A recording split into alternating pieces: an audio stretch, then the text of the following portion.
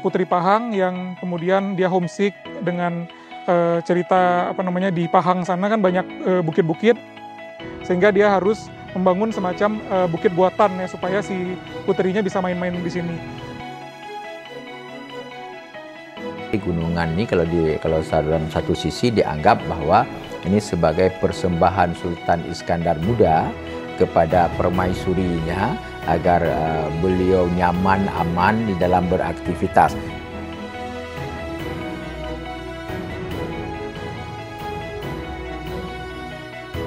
Namun pada masa lalu itu ceritanya merupakan sebuah singgasana. Ya, ada pula cerita yang lainnya merupakan tempat hukuman pancung di situ.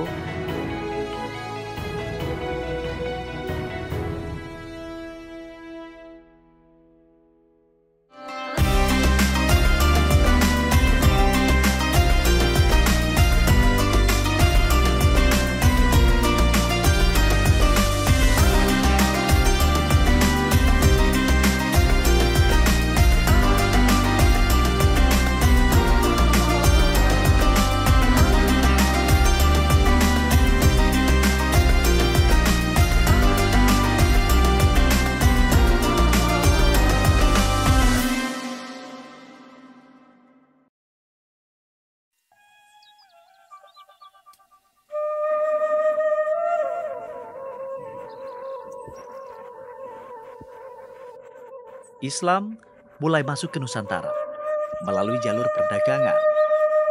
Pedagang dari Arab, Persia, dan Gujarat datang membawa lebih dari sekedar rempah-rempah dan kain sutra. Mereka membawa ilmu, peradaban, dan ajaran Islam yang menjadi rahmat bagi negeri ini. Aceh bukan hanya dikenal sebagai salah satu provinsi ataupun juga pusat penyebaran Islam tertua di Indonesia.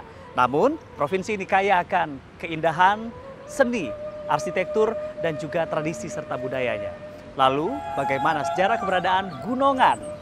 Bangunan yang ada di belakang saya, kita eksplor lebih dalam ensiklopedia Jejak Islami dari Aceh.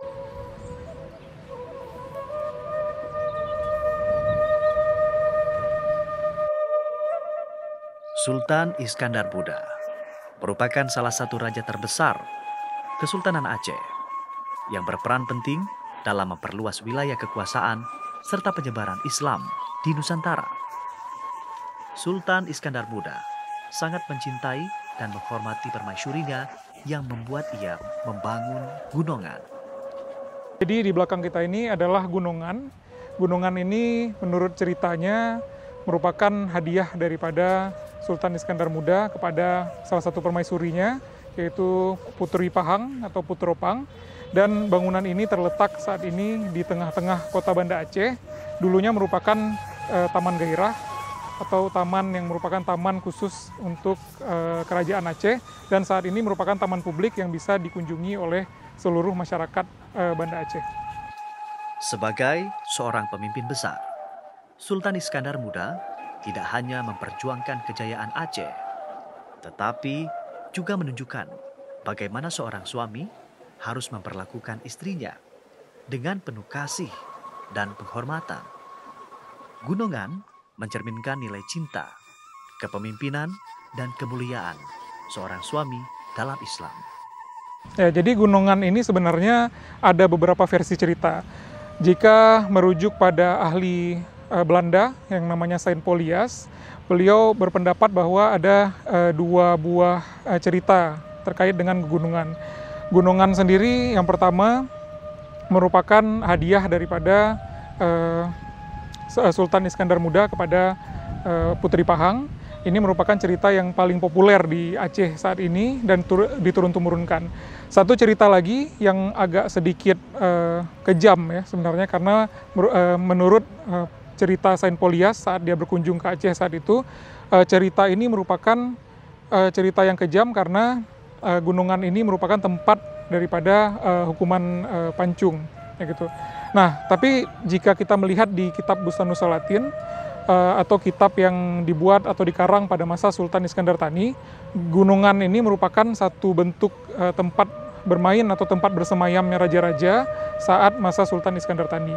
Nah, Gunungan ini sendiri Tempatnya di tengah Taman Gairah, taman yang luasnya sekitar 1000 depa, dan merupakan objek yang posisinya di tengah-tengah taman. Ya, di sebelahnya langsung ada sungai atau yang disebut pada masa itu Krung Daroy, disebut Sungai Darul Iski, hari ini disebut dengan Krung Daroy. Dan hari ini kita bisa melihat bahwa taman ini memang di tengah kota dan sudah dipecah oleh jalan-jalan.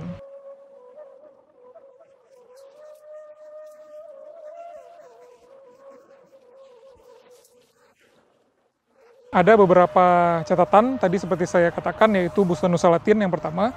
Bustanul Salatin di dalam kitab Bustanul Salatin atau buku ke-13 bab kedua disebutkan bahwa di tengah Taman Gairah itu ada namanya objek Gegunungan Menara Permata. Dan menurut para ahli sejarah memang mereka sepakat bahwa Gegunungan Menara Permata itu merupakan objek gunungan. Walaupun memang objek-objek atau ciri-ciri khas yang ada di dalam Bustanul Salatin itu sendiri memang agak sedikit berbeda, karena kita melihat hari ini bentuk gunungan yang kita saksikan adalah warnanya putih. Sedangkan di dalam Bustanul Salatin memang ada beberapa warna-warni di dalam itu, ada beberapa permata, tumbuhan dan lain sebagainya. Hal ini mungkin saja terjadi ya, karena memang sekarang gunungan ini sudah berubah sedikit bentuknya, misalnya sudah dicat putih pada masa sultan tertentu. Kemudian juga beberapa tumbuhan-tumbuhan yang sudah hilang dan permata-permata yang mungkin sudah dijarah. Jadi bentuknya memang berwarna putih seperti saat ini. Jadi untuk cerita daripada Bustanul Salatin sendiri yang kita percayai bahwa ini dibangun sepenuhnya pada masa Sultan Iskandar Thani. Ya, yang mana Sultan Iskandar Thani merupakan penerus daripada Sultan Iskandar Muda. Namun untuk ide Taman Gairah sendiri kita bisa bayangkan karena Sultan Iskandar Muda yang membangun Krung Daroy atau Sungai Krung Daroy ini dibangun oleh Sultan Iskandar Muda, sehingga ada kemungkinan memang Sultan Iskandar Muda yang telah memulai pembangunan daripada gunungan. Apalagi kita mendapatkan cerita daripada Saint Polias tadi yang ada di dalam Hikayat Malam Dagang bahwa gunungan ini merupakan hadiah dari Sultan Iskandar Muda untuk permaisurinya yang bernama Putri Pahang. Namun memang ada beberapa cerita-cerita yang lainnya ya, seperti misalnya dari sejarawan Robert Wessing. Beliau berpendapat bahwa bisa jadi gunungan ini merupakan satu kuil Hindu yang memang sudah lebih lama lagi, karena memang pada masa lalu di abad ke-16 ada seorang Portugis yang datang ke sini. Beliau berkata bahwa dia melihat sebuah kuil besar yang terkenal dengan emasnya. Dan jika kita lihat di Bustanul Salatin memang puncak daripada gunungan itu terbuat dari suasa, yaitu emas campur dengan tembaga. Nah, ada kemungkinan menurut Robert Wessing, objek yang disebutkan di abad ke-16 itu merupakan gunungan. Walaupun memang tidak ada cerita lebih lanjut atau bukti-bukti lebih lanjut bahwa ini dibuat pada abad ke-16 dan merupakan bekas candi. Namun yang kita bisa percayai saat ini bahwa gunungan ini dibuat pada masa Sultan Iskandar Thani. Dalam rangkaian dia membangun satu taman gairah, ya, taman kebesaran yang hari itu dikhususkan ya, khusus untuk para sultan dan orang-orang yang ada di dalam istana saja. Ya, gunungan salah satu bahwa peninggalan yang memang itu peninggalan masanya Sultan Iskandar Muda. Tetapi kalau literasi yang juga menceritakan bahwa gunungan itu bukan dibangun pada masa Sultan Iskandar Muda, tapi ada juga yang menyatakan gunungan itu sudah lama ada, karena Sultan Iskandar Muda ini kan Sultan yang ke-12 dari sejarah kesultanan yang ada di Aceh ini, khususnya di Kutaraja ini, beliau Sultan ke-12. Cuman pada masa Sultan Iskandar Muda ini dipoles, dimodifikasi dalam bentuk yang lebih indah. Jadi di kawasan Taman Sari itu mereka bentuk dengan jadi gunungan ini karena bentuknya seperti gunung, maka disebutkan gunungan. Di dalam pekarangan Taman Sari, kalau dulu bukan namanya bukan Taman Sari, jadi maknanya itu taman di mana tempat kita membangkitkan semangat untuk bekerja, dipenuhi dengan taman-taman, dipenuhi dengan bunga-bunga di situ. Makanya Sultan itu memoles itu membuat sungai-sungai kecil di sekitar itu yang terhubung dengan Sungai Krung Daroy. Jadi Sungai Krung Daroy ini kalau sekarang ini kita pergi ke Pendopo itu di bawah Pendopo dia mengalir air. Ya, di bawah pendopo. Jadi cukup indah kalau memang dipoles dari dulu. Mungkin kalau sekarang ini mungkin karena sudah tercemar dan tidak baik lagi airnya, tidak bagus lagi airnya, sehingga tidak nampak keindahan. Jadi hal ini dilakukan oleh raja, walaupun ada juga yang menyatakan ini untuk memberikan rasa semangat, rasa tempat berleha-leha bagi keluarga kerajaan. Nah, tapi dalam literasi yang lain bukan semata-mata untuk keluarga kerajaan, tapi sekitar kesultanan itu, sekitar pendopo itu yang ada sekarang ini, itu semuanya kawasan itu untuk masyarakat, untuk pembinaan masyarakat, untuk menyemangatkan masyarakat. Makanya namanya itu yaitu bukan Taman Sari pada awalnya, Taman Ghirah, taman semangat untuk membangkitkan. Gunungan dibangun untuk menghibur hati sang permaisuri, agar ia tetap merasa bahagia dan dekat dengan kampung halamannya. Ya, jadi mungkin selain daripada bukti cinta tadi, sebenarnya Iskandar Muda membangun yang pertama Sungai Kerung Darui, yang aliran airnya itu berasal dari mata I, ya, atau mata air. Nah, itu merupakan upaya daripada Iskandar Muda untuk menghidupkan istana.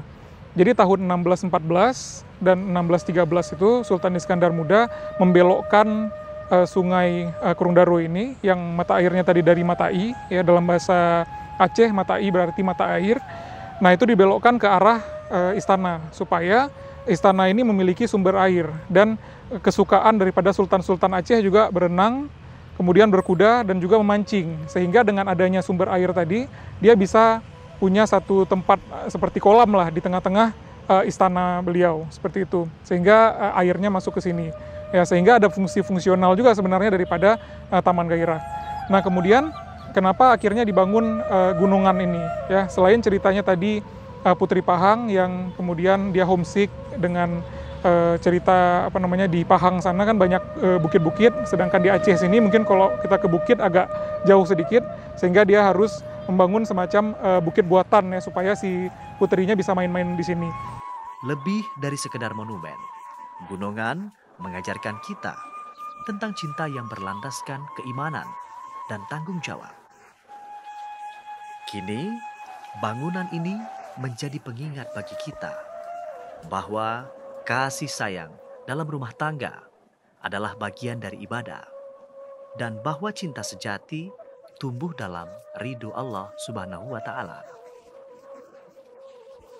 Tentu kekhususan di dalam bentuk arsitektur tidak mesti, tetapi untuk melambangkan rasa sayang, melambangkan rasa cinta itu bisa dilakukan dengan cara-cara yang lain. Tapi itu memang dianjurkan dalam agama kita, bahwa adanya tanda bentuk yang bisa dikenang, bisa dilihat, bahwa ini sebagai bentuk rasa kebersamaan, rasa kecintaan daripada raja kepada rakyatnya ataupun kepada keluarga kerajaan itu sendiri.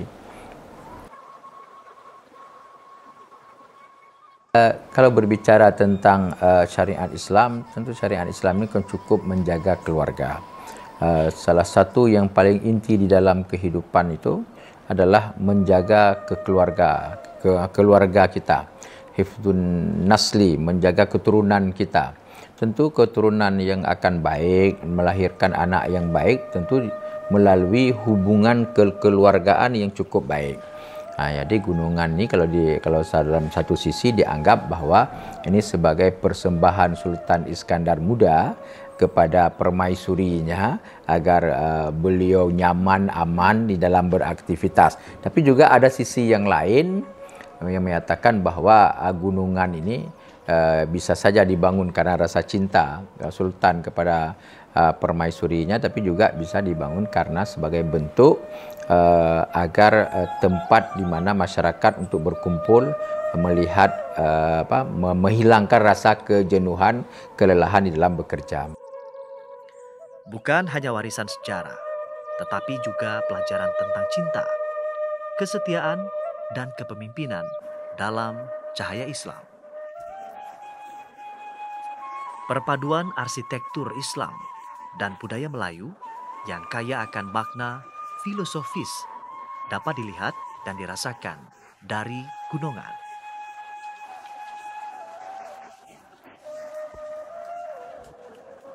Di dalam gunungan ini terdapat gunungannya sendiri atau bentuk gunungan.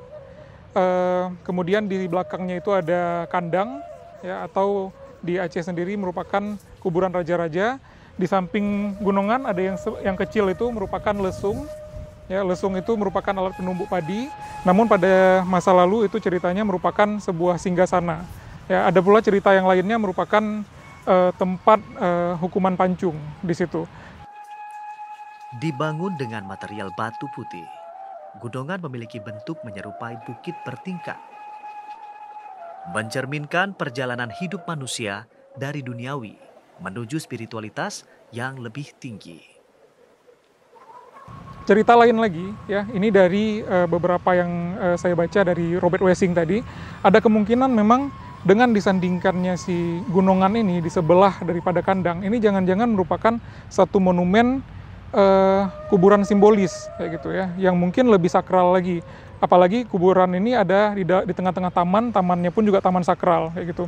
Nah, bisa dibayangkan pada masa lalu, taman yang khusus untuk raja-raja ini merupakan taman-taman sakral yang tidak boleh sembarangan orang masuk, sehingga dengan adanya gunungan dan dengan adanya kandang ini memang menggambarkan bahwa si gunungan ini sendiri adalah semacam tempat yang sakral, seperti misalnya Sultan mencari wangsit, ya, karena di dalam Bustan Nusalatin sendiri disebutkan gegunungan Menara Permata ini fungsinya sebagai tempat semayam, kayak gitu ya, tempat raja mungkin atau sultan mencari sesuatu wangsit atau dia ingin petunjuk, kayak gitu kan, dia akhirnya berdiam diri di objek gunungan ini. Gunungan memiliki struktur bertingkat dengan 3 lapisan utama yang melambangkan tahap perjalanan hidup. Setiap tingkat menunjukkan perjalanan manusia dari kehidupan dunia menuju kesempurnaan spiritual. Bentuk bertingkat ini juga menyerupai konsep Gunung Meru yang dalam kepercayaan Hindu-Buddha melambangkan pusat alam semesta.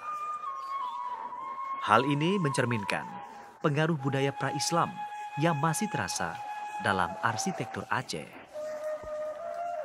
Permukaan gunungan dihiasi dengan ornamen berbentuk bunga dan pola geometris, mencerminkan pengaruh seni Islam yang menghindari bentuk figuratif, tetapi menonjolkan keindahan dalam pola-pola abstrak.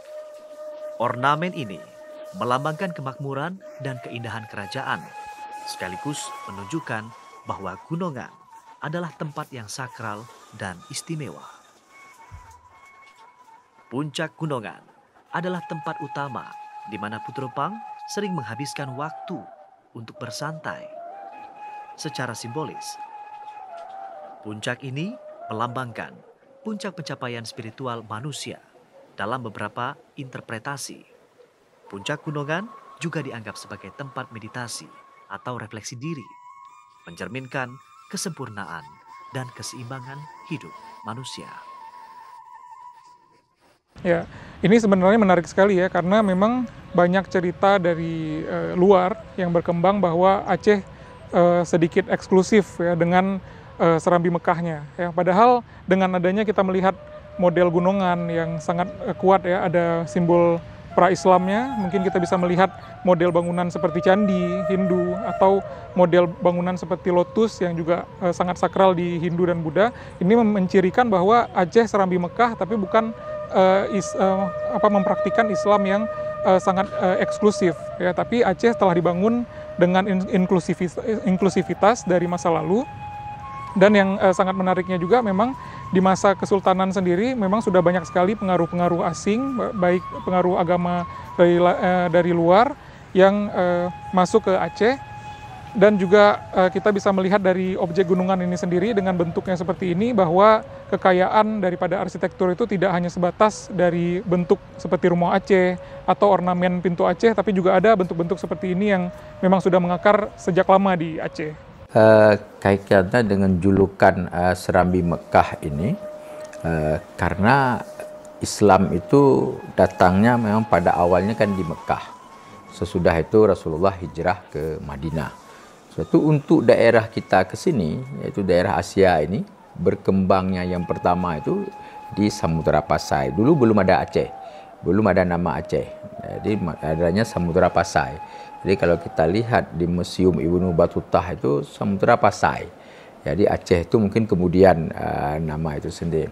Jadi dijulukin dengan Serambi Mekah karena perkembangan Islam pada abad ketiga itu termasuk daerah-daerah yang paling awal. Jadi dianggap bahwa Aceh ini daerah yang mengembangkan Islam dalam kultur. Itu dianggap kalau bahasa kita ini serambi. Serambi itu bahagian rumah terbesar. Bahagian rumah, ada rumah di tengah dan di sampingnya itu serambi namanya dalam bahasa kami di Aceh ini. Jadi karena perkembangan Islam itu awalnya di Aceh ini, di Pasai ini, maka itulah sebab dinamakan itu Aceh ini Serambi Mekah. Jadi perkembangan Islam yang kemudian daripada Mekah itu sendiri.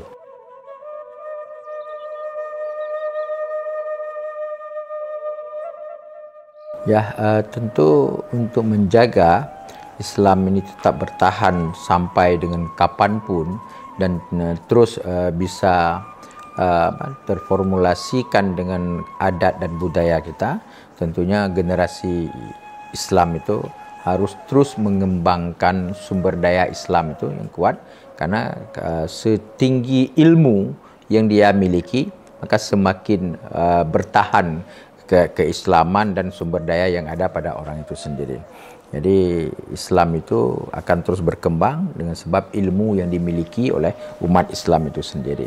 Jadi kita selain daripada membangun masyarakat Aceh ini dalam konteks infrastruktur, tapi juga sumber daya manusianya di pondok-pondok pesantren, di lembaga-lembaga pendidikan, terus dalam rangka tadi ingin menjaga bahwa Islam yang ada di Aceh ini Islam yang betul-betul berjalan seiring dengan adat yang ada di kita ini. Hingga saat ini, Islam tetap menjadi bagian yang sangat kuat dalam kehidupan masyarakat Aceh. Aceh merupakan satu-satunya provinsi di Indonesia yang menerapkan syariat Islam dalam sistem hukumnya. Berbagai institusi pendidikan Islam seperti Daya dan perguruan tinggi Islam terus berkembang dan menjadi pusat pembelajaran agama. Perkembangan Islam di Aceh telah berlangsung selama berabad-abad dan memainkan peran penting dalam sejarah Islam di Nusantara. Dari awal masuknya Islam melalui jalur perdagangan, masa kejayaan Kesultanan Aceh, perjuangan melawan penjajah, hingga penerapan syariat Islam, saat ini Aceh terus mempertahankan identitasnya sebagai Serambi Mekah yang menjadi pusat keislaman di Indonesia. Gunungan juga tetap berdiri kokoh, mengingatkan kita akan kisah cinta, sejarah, dan kekayaan budaya Aceh yang terus hidup dalam setiap sudutnya. Nah pemirsa, banyaknya peninggalan benda, bangunan, dan sejarah kebudayaan Islam di Provinsi Aceh menjadi sebuah bukti bahwasannya peninggalan kekayaan masa lalu bukan sekedar bentuk fisik belaka, namun juga merupakan cerminan bagaimana nilai-nilai Islam tetap hidup di tengah masyarakat Provinsi Aceh. Demikian napaktilas saya dari Provinsi Aceh untuk Ensiklopedia Islami. Assalamualaikum warahmatullahi wabarakatuh.